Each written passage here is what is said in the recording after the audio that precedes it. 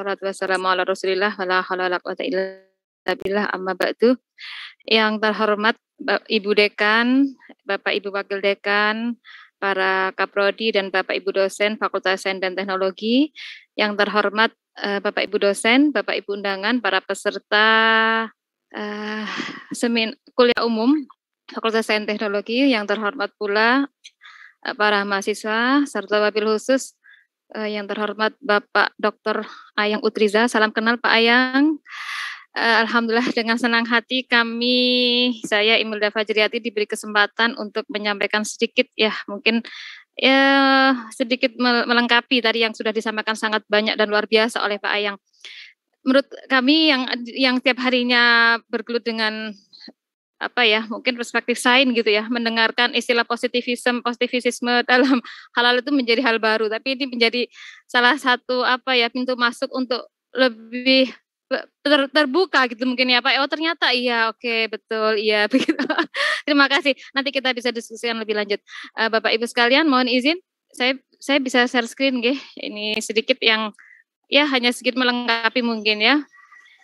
Baik Bapak Ibu, sebagaimana amanah yang sudah saya terima, bahwa pada kesempatan siang ini saya diminta untuk menyampaikan tentang ini kayaknya bocor kayaknya bocor ini ya. Kayaknya bocor ya. Baik. Pada siang hari ini saya diminta sebentar, mana ini? Mohon maaf sebentar.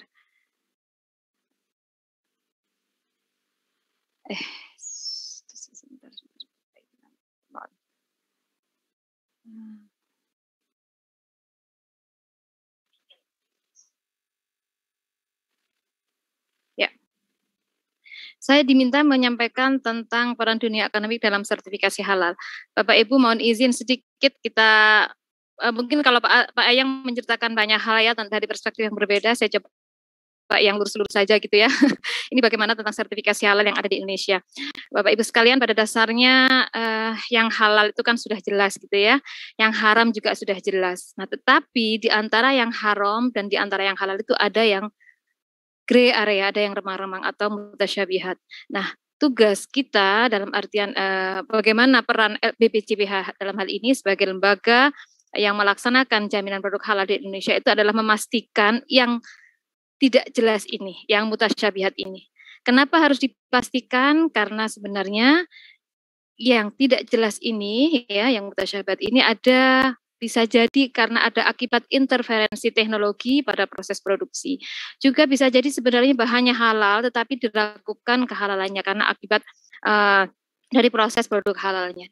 Nah, maka itulah sertifikasi sebenarnya berperan dalam memastikan yang tidak jelas ini gitu ya. Mungkin begini Bapak Ibu, seringkali kita mendengar kenapa sih tidak muncul sertifikat haram saja gitu ya. Kenapa harus ada sertifikat halal? Toh yang haram itu lebih sedikit gitu ya. Kita tahu memang dalam Al-Qur'an sudah jelas yang haram itu kan diantaranya ya babi, darah, kemudian hewan yang disembelih tanpa sesuai syariat serta bangkai. Nah, itu kan jauh lebih sedikit karena pada dasarnya Allah menciptakan segala sesuatu adalah halal, dibolehkan. Nah, terus kenapa kok harus ada sertifikat halal gitu ya? Coba Bapak Ibu, sebenarnya yang haram itu tidak mungkin berubah menjadi halal. Tetapi yang halal itu bisa berubah menjadi haram. Nah, tugas dalam hal ini BPJPH atau dalam hal ini negara itu adalah memastikan yang dari halal bisa berubah menjadi haram ini gitu ya. Jadi sebenarnya sertifikat halal itu bukan dalam rangka mengubah status dari yang haram menjadi halal, tidak, tetapi memastikan bahwa memang yang tersedia gitu ya, itu memang sudah memenuhi kriteria halal. Nah, mungkin berbeda ini kalau saya coba bawa analogi ya, kalau misalkan Nyun Sewu nih ada laki-laki perempuan kemudian ketika berhubungan kan tidak, kalau tanpa ada hubungan yang sah itu haram ya, tidak boleh. Tapi kemudian disahkan dalam pernikahan maka menjadi halal. Nah, itu tidak berlaku dalam sertifikat halal. Jadi pada dasarnya kenapa kemudian kita itu repot-repot gitu ya, kalau sebagian orang mungkin menyatakan kenapa kok repot-repot membuat sertifikat halal, karena kita ingin memastikan bahwa yang kita konsumsi, yang kita gunakan itu sudah memenuhi kriteria halal. Kenapa? Ya itu tadi, karena yang haram itu sudah jelas haram. Yang haram tidak mungkin berubah menjadi halal, tetapi yang halal inilah yang masih mungkin berubah menjadi haram. Nah, itu mungkin ya pembuka yang bisa saya sampaikan. Nah, baik Bapak Ibu, tadi sudah banyak disampaikan oleh Pak Ayang bahwa memang alhamdulillah ini kita wajib bersyukur ya, bahwa di akhir masa kepemimpinan Pak SBY, ini mungkin saya pikir jariah beliau ya, menetapkan Undang-Undang Nomor 33 Tahun 2014 yang pada akhirnya mewajibkan semua produk yang masuk, yang beredar, yang diperdagangkan di Indonesia itu wajib bersertifikat halal. Nah ini kan sesuatu yang sangat melegakan buat kita ya sebagai seorang muslim, bahwa bagaimana kita memang diwajibkan untuk mengkonsumsi yang halal. Nah, dengan adanya ketentuan ini, maka dengan sendirinya negara kemudian memfasilitasi, mencoba bekerja keras bagaimana implementasi kewajiban halal ini benar-benar bisa terlaksana dengan baik di Indonesia. Maka sejak 17 Oktober 2019, implementasi wajib halal ini mulai diberlakukan. Nah, Bapak Ibu sekalian, apa sih sebenarnya produk apa yang wajib bersertifikat halal ya? Ini diantaranya ada pertama tentu saja makanan, ya, kemudian minuman, kemudian obat, kosmetik, produk kimiawi, produk biologi, produk rekayasa genetika, barang gunaan yang dipakai, digunakan dan yang dimanfaatkan. Nah, ini tentu tidak semuanya ya Bapak Ibu ya. Tentu adalah ini ada keterangannya ya. Jadi bahan atau barang yang berasal dari unsur hewani, kemudian barang yang berkaitan dengan makanan dan minuman dan seterusnya. Nah, kemudian selain itu juga ada jasa. Jasa itu diantaranya adalah penyembelihan, pengolahan, penyimpanan, pengemasan, pendistribusian, penjualan dan penyajian. Nah, tentu saja jasa yang dimaksudkan di sini hanyalah yang berkaitan dengan makanan, minuman, obat dan kosmetik. Jadi makanya mungkin kita pernah mendengar ya istilah kulkas halal gitu ya. Iya, kemudian mungkin nanti kita sekarang juga sudah mulai ada nih produk sandang yang sudah ada label halalnya gitu ya. Mungkin sebagian orang berpikir ini bagian dari komoditas atau mungkin bagian dari industri, ya mungkin oke lah, silahkan kita bisa sebut itu semua. Tapi pada prinsipnya kenapa? Karena tadi juga Pak yang sudah menyampaikan secara saintifik halal itu sangat berkaitan. Ya, maksud saya halal itu sangat berkaitan dengan sains gitu ya. Kalau bisa saya contohkan, mohon izin nih karena kebetulan saya di prodi kimia, kenapa kemudian kulkas itu harus bersertifikat halal? Tidak lebih diantaranya mungkin gitu ya, bahan komposit yang digunakan dalam bahan raknya gitu ya, mungkin ya, holdernya, wadahnya yang digunakan dalam kulkas itu bisa terkontaminasi dari bahan-bahan yang haram. Kenapa? Ya itu tadi misalkan dalam sintesis ada bahan-bahan yang diantaranya dari tulang misalkan ya. Tulang itu kan bisa dari tulang hewani. Nah, hewan apa? Hewan halal apa hewan haram dan seterusnya. Jadi memang panjang. Maka itulah untuk menyampaikan, ini juga akhirnya sampai juga ke standarisasi tadi ya. Untuk menyampaikan bahwa produk itu halal, itu telusurnya memang menjadi panjang. Nah, itu yang mungkin menjadi berbeda standar telusurnya yang ada di Indonesia dengan negara-negara yang lain. Baik. Baik Bapak Ibu, nah dalam rangka ini sedikit saja tentang regulasi, dalam rangka untuk mengimplementasikan tadi kewajiban halal mandatori tadi, bahwa akhirnya ini sebentar. Mohon maaf ini Zoom saya berubah nggak nih? Tampilan PPT saya berubah nggak? Bagus. Oke, soalnya ini kok agak jadi kacau ini, sebentar, mohon maaf ya. Kok jadi berubah ini saya. Sampai ke Oke, sebentar. Ini dari tadi agak ya, sebentar. Saya kembali lagi aja sini. Nah, di sini. Ya. Nah, sekarang bagaimana sih dalam rangka mengimplementasikan halal mandatori tadi ya, bahwa sebenarnya ada 3 aktor. Kalau tadi memang ya saya kira benar yang disampaikan oleh Pak Ayang bahwa beberapa hal yang sudah pernah dilakukan oleh MUI selama 32 tahun memang pada akhirnya ada sedikit perubahan ya. Tetapi tetap saja dalam hal ini sebagai badan penyelenggara BPJPH itu tetap bekerja sama dengan MUI dalam hal ketetapan halalnya. Dan kemudian selain dengan MUI, BPJPH juga tetap bekerja sama dengan RPH yang tadi sudah banyak juga disampaikan oleh Pak Ayang. Jadi benar Bapak Ibu bahwa pada dasarnya ada 3 aktor dalam melaksanakan proses sertifikasi halal di Indonesia. Yang pertama adalah BPJPH, kemudian adalah LPH, dan yang berikutnya adalah MUI. Jadi BPJPH sebagai pelaksana ya, artinya pengajuan, kemudian collecting dokumen, kemudian administrasi semuanya ada di BPJPH. Kemudian yang diminta untuk memastikan, untuk memeriksa atau pemeriksaan audit itu diserahkan kepada LPH. Nah, kemudian hasilnya dari apa yang sudah diperiksa oleh LPH dalam hal ini adalah auditor halal, nanti kemudian dilaporkan kepada MUI untuk kemudian ditetapkan sejauh mana pemenuhan kriteria standar produk halalnya. Kalau memang sudah sesuai, maka dikeluarkanlah ketetapan halal. Nah, setelah itu baru kemudian diserahkan BPJPH untuk selanjutnya dikeluarkan sertifikat halal gitu. Nah, baik Bapak Ibu. Jadi kita sering dengar ya bahwa halal itu sudah tidak melulu soal babi gitu ya. Halal bukan melulu soal haram saja, tapi sudah seperti jalan hidup atau mungkin gaya hidup gitu ya. Jadi kalau kita bicara halal, maka pada prinsipnya kita harus melihat dari proses hulu ke hilir, dari mulai proses bagaimana bahan itu didapatkan, kemudian diolah ya, dikemas, kemudian diproduksi sampai siap di tangan konsumen. Itu yang harus diperhatikan, dan inilah yang memang akan selalu menjadi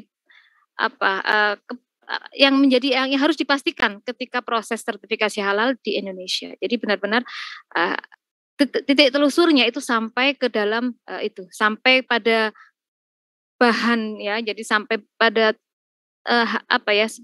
hulunya gitu ya. Pada awalnya bahan itu didapatkan. Nah, kalau begitu memang pada akhirnya memang halal itu menjadi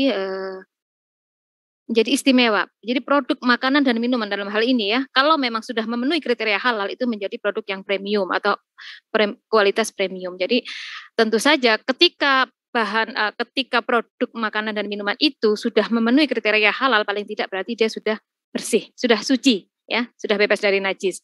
Kemudian juga sudah tentu saja ketika menetapkan kehalalan itu juga diperhatikan tentang keamanan pangannya. Jadi nanti kalau kita bahas tentang kriteria atau standarnya itu memang ada tentang misalkan tidak boleh menggunakan bahan-bahan yang berbahaya. Nah, itu kan berarti memang untuk ketika produk itu sudah mendapatkan sertifikat halal atau mendapatkan label halal, maka sebenarnya memang sudah memenuhi unsur sehat, unsur suci ya, dan unsur baik. Nah, gitu. Nah, ini. Terus bagaimana peran perguruan tinggi dalam membangun ekosistem halal? Nanti juga sudah mulai disinggung ini oleh Pak Ayang, bagaimana peran kita di perguruan tinggi dalam membangun ekosistem halal yang ada di Indonesia. Bapak Ibu sekalian, kalau bicara dengan peran perguruan tinggi, saya coba akan kembali kepada Tridharma perguruan tinggi. Tiga kewajiban pengabdian yang perlu dikembangkan di perguruan tinggi, yaitu diantaranya adalah pengajaran, penelitian, dan pengabdian masyarakat. Bapak Ibu sekalian, untuk memfasilitasi peran Tridharma dalam membangun ekosistem halal ini biasanya memang akan diamanahkan, ada unit gitu ya dalam perguruan tinggi itu yang memang khusus untuk mengkaji sebagai pusat pembinaan halal, sosialisasi, edukasi, dan berbagai aktivitas pengembangan literasi halal serta konsultasi sertifikat halal, yaitu pada lembaga Halal Center. Nah, kebetulan di UIN Sunan Kalijaga memang sudah berdiri Halal Center. Nah, kemudian bagaimana peran ini selanjutnya? Saya coba mengidentifikasi gitu ya dari pengajaran.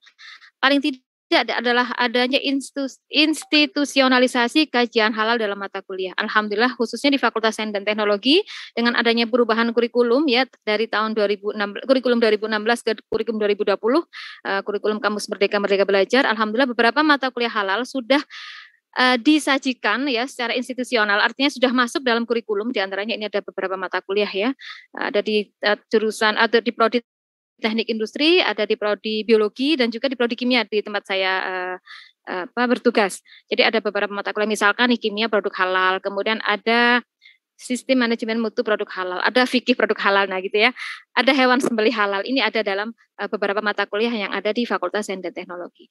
Selain itu juga mendirikan program studi jurusan atau fakultas yang berkonsentrasi pada bidang halal. Nah, alhamdulillah UIN Sunan Kalijaga sudah memiliki S2 konsentrasi bidang kajian bisnis dan industri halal ya yang ada dalam IIS ya, di Islamic Studies. itu sudah ada. Kemudian juga ini sedang ongoing, insya Allah mohon doa restu Bapak Ibu semua. Fakultas Saintek akan mendirikan vokasi D4 vokasi kajian industri halal, insya Allah dalam progres. Jadi pada dasarnya kita juga tetap ke sana gitu. Nah sekarang tentang penelitian ini. Penelitian menjadi agak panjang Bapak Ibu, apa yang bisa kita mainkan perannya ya dalam penelitian ini.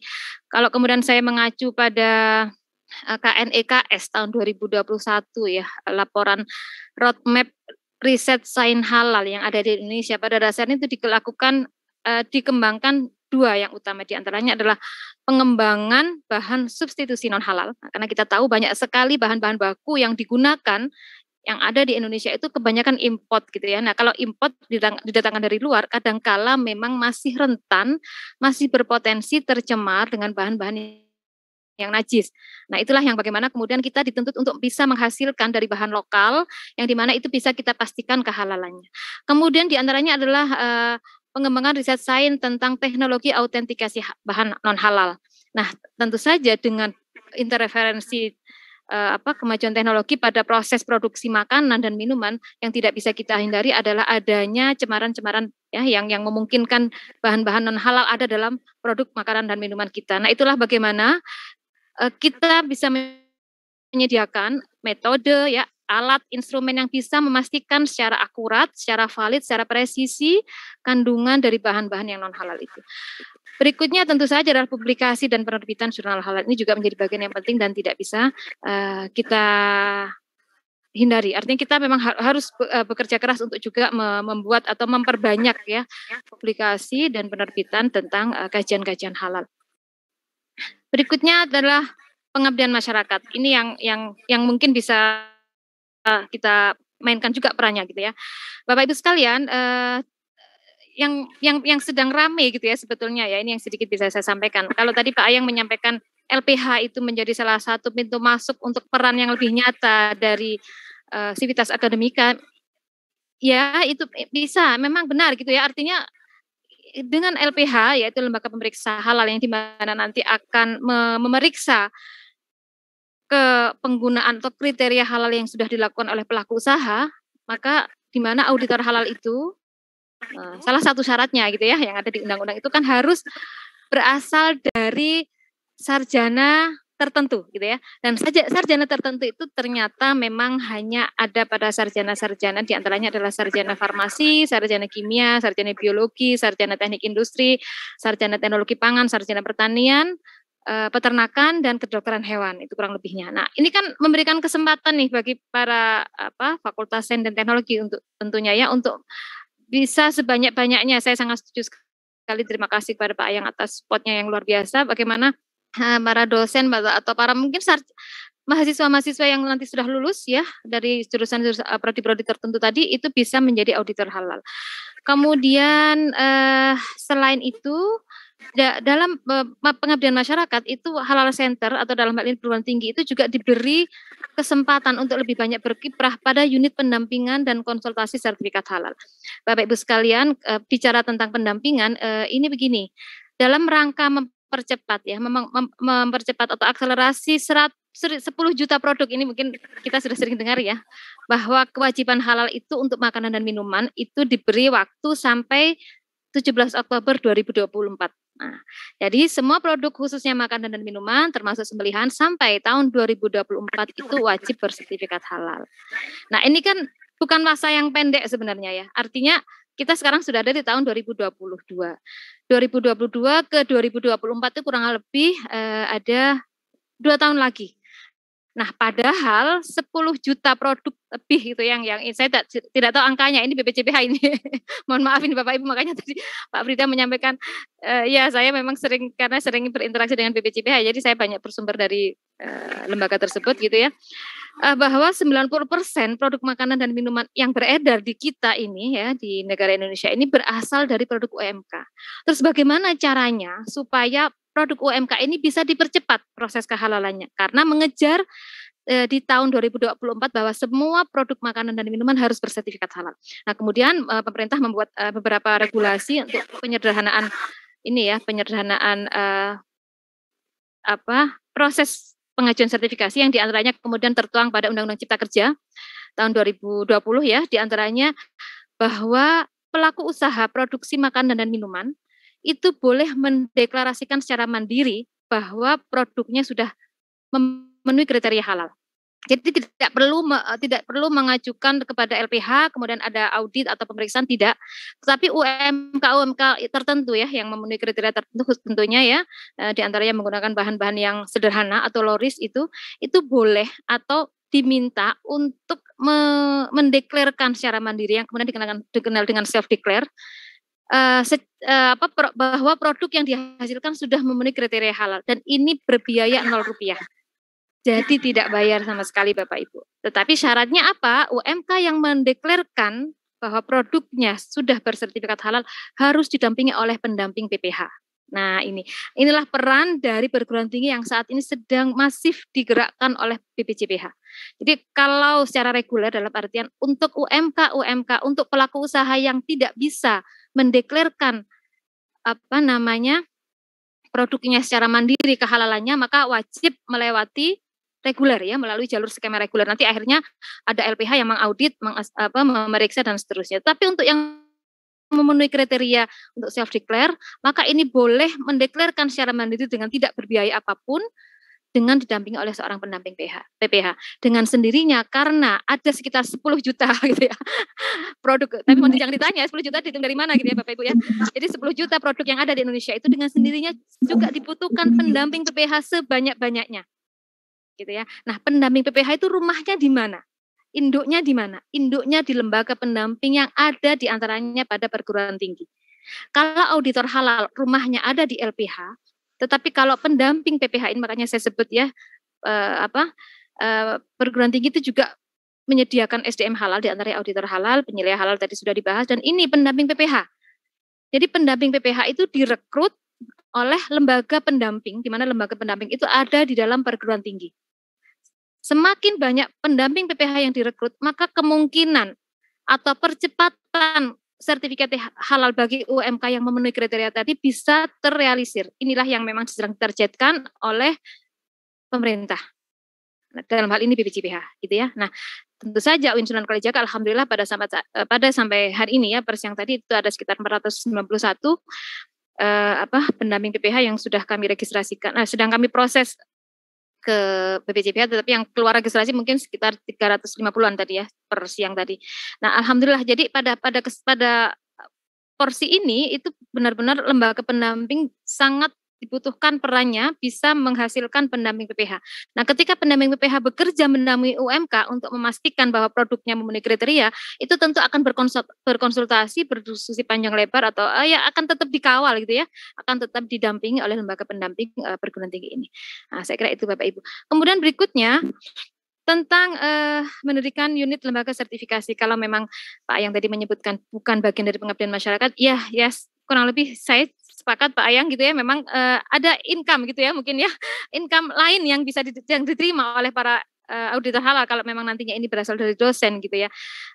Tetapi memang mungkin dalam kesempatan ini sertifikasi halal yang wajib dipenuhi oleh seluruh produk itu kan tidak lantas diikuti dengan kalau saya bilang tidak sama dengan ketika masih bersifat halal voluntary ya. Ketika voluntary kalau saya bisa sebut harga itu kan ketika pengajuan sertifikat halal kan sangat ya lumayan gitu ya walaupun relatif ya nilai itu, tapi kan menurut saya cukup lumayan ya ketika kami mendampingi UMK waktu itu kan yang kami butuhkan ada di kisaran di atas 3 juta kan untuk satu UMK waktu itu. Tetapi dengan adanya regulasi ini, dengan adanya kewajiban sertifikat halal ini yang reguler yang berbayar pun juga masih sangat murah, sekitar 650.000.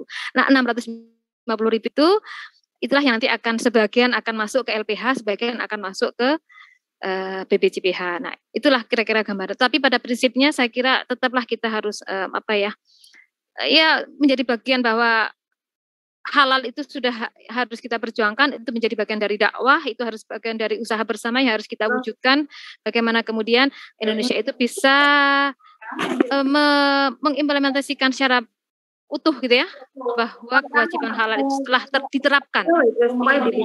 Soalnya aku kan mempresentasikan. Ya, baik Bapak Ibu. Itu kira-kira 3 hal berdasarkan Dharma. Ini sedikit karena kita ada di Fakultas Sains dan Teknologi, sedikit tentang roadmap riset sains halal yang ada di Indonesia, yang ini saya rujuk pada bukunya dari KKS ya. Mohon izin mungkin barangkali ada koreksi nanti silakan Bapak Ibu. Jadi kalau kemudian tadi di awal disampaikan bahwa ada 2 hal pengembangan riset sains halal, yaitu pengembangan bahan substitusi dan teknologi autentikasi. Kenapa sih kemudian kita harus repot-repot gitu ya? Kenapa kita harus fokus pada hal ini? Nah, kita tahu memang standar sertifikasi yang diterapkan di Indonesia memang mengedepankan pada telusur dari bahan yang digunakan. Nah, kalau kita bicara bahan, maka bahan itu bisa kita lihat ada bahan nabati, bahan hewani, bahan mikrobia, dan bahan lain-lain. Bahan lain-lain diantaranya ada bahan kimiawi, bahan biologi, dan seterusnya. Ada bahan yang menggunakan dari proses rekayasa genetika. Nah, tentu saja bahan-bahan ini gitu ya, bahan-bahan nabati, bahan-bahan hewani dan bahan mikrobia dan seterusnya itu jika melalui proses pengolahan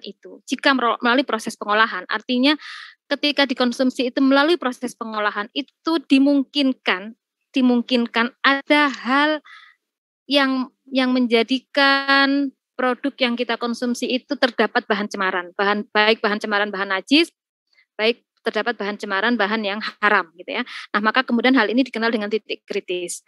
Jadi semua bahan hewani ya, atau mohon maaf, semua bahan yang digunakan oleh dalam produksi makanan dan minuman atau apapun itu kita kenal dengan adanya bahan kritis, saya ulangi dari awal, bahan tidak kritis, kemudian bahan kritis dan bahan sangat kritis. Nah, kenapa kemudian disebut bahan, ada yang bahan tidak kritis, ada bahan kritis dan seterusnya. Kalau sesuai dengan terminologinya, maka bahan tidak kritis bahwa memang bahan tersebut memang sudah tidak perlu diragukan kehalalannya. Ya, misalkan yang tidak melalui proses pengolahan.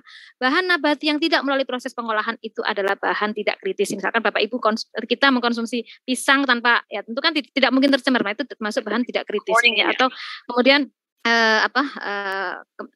kepala badan mengeluarkan gitu ya ketetapan beberapa bahan yang tidak kritis. Nah, terus kemudian adalah bahan yang kritis. Nah, bahan kritis itu ya bahan yang mungkin moderat gitu ya. Artinya sangat mungkin tercemar gitu ya. Nah, ini ada lagi yang bahan sangat kritis ini. Ini sebetulnya istilah ini mengacu pada PP ya Bapak Ibu ya. Mohon maaf Pak Ayang, mungkin saya banyak merujuk pada lembaga ini ya karena memang banyak berdiskusi dengan mereka. Nah, kalau bahan sangat kritis itu apa diantaranya? Diantaranya adalah bahan yang berasal dari sembelihan. Karena kita tahu untuk mendapatkan untuk sementara ini gitu ya, yang dianggap memenuhi ketentuan syariat itu adalah kalau sembelihannya itu memenuhi paling tidak ada ketentuan ya, ada ketentuan tertentu diantaranya misalkan nih harus melalui 4 saluran potong lehernya, ada pembuluh darah kanan kiri, kemudian saluran pernafasan dan saluran tenggorokan. Ini salah satunya. Nah, inilah yang kemudian dikhawatirkan banyak sekali rumah potong hewan, rumah potong ayam ketika proses penyembelihan tidak menerapkan atau tidak mengikuti ketentuan tersebut.